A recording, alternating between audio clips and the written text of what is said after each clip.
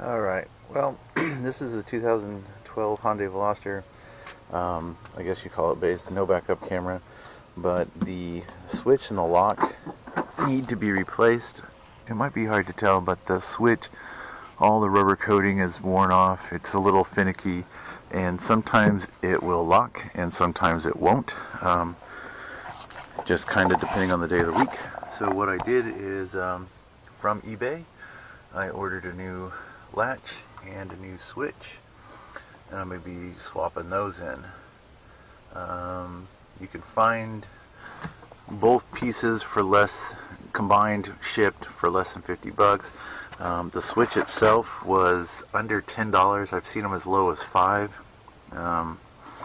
And then the latch, I think it was like 30. So first thing we have to do is this bottom section of the panel needs to come off.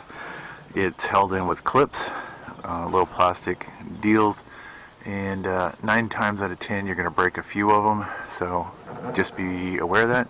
So next thing I'm going to do is pull this off real quick so I can get to the back side where all the screws are. You're going to need a 10 and a Phillips head screwdriver to do this project, and some sort of tool to get in behind this plastic so you can kind of lift it.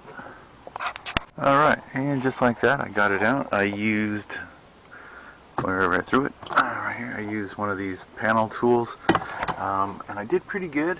It doesn't look like I broke any, but I did have one stick, so I'll have to figure out how to get that out without breaking it, but that should be okay. So next thing we're going to do is get these 3 tins out so we can get this latch, and then we'll start unplugging the wiring harness.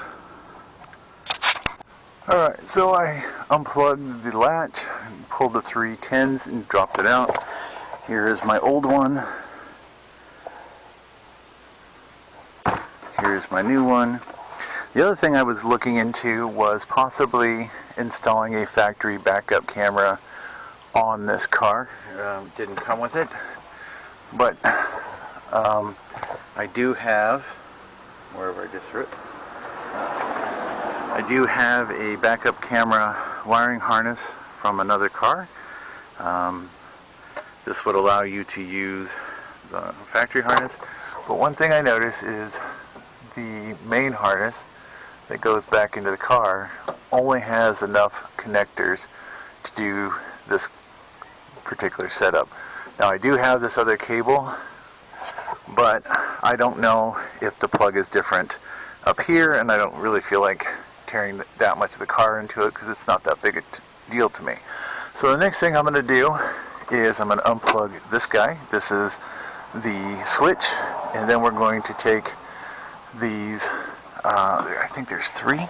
Yeah, there's 3 tins. There's one here, here, and here, and then these 2 little plastic tabs, and we can pull the latch out, or the housing of the latch, and then we can swap that. And just like that, it's out. Now we got to remove these 2 Phillips head screws. Then we can get to those 2 Phillips head screws, and we can swap the switch. When you're doing this, it's really easy. If you, while you have this in the car, if you put your hand on this side while you are pinching those little blue clips, it usually just takes 1 or 2 pinches and it will pull right out. So we're going to do that real quick. Alright, there's the housing. There's our 2 switches. There's our old one. As you can see, that rubber is just completely rotted and falling apart. There's our new one. We're going to slide that in there and start putting this back together. Alright, and just like that, it's back together. Doesn't really take a whole lot to do it, just a couple screws. Don't over tighten those, as they're just held in there by plastic. Alright, so we got our 3 screws, or 3 nuts back on. We got our rubber grommet pulled through so it's not going to allow liquid in. And then the only thing else we have to do on this side is plug in this white back into that guy. So we'll do that, and then we'll put the latch back in.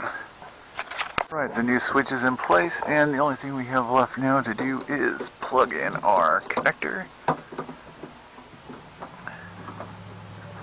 Alright, and then the next thing we're going to do is we're going to shut it, lock it, make sure it works.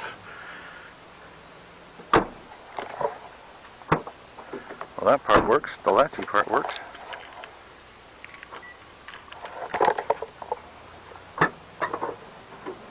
Alright.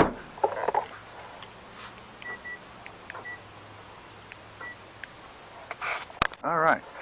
So, now we just have to put the cover back on. I have this yellow guy here and this yellow guy here I need to pull out and put back into the panel, and then I need to snap it back in. Now when you are doing this, there are two hooks on either side that go into the upper part. You need to get those back in there. You kind of have to flex the panel a little bit to get them to lock back in. Alright, this is the panel, and that is the little hook you need to get back into that little slotted area up there. So there's one on each side you have to kind of deal with. Got all my yellow things back in, and we will pop this back in and call this done. Alright, panel's back in. It's all tight, not loose. Shouldn't make any noises. So that is the switch and latch removal and replacement.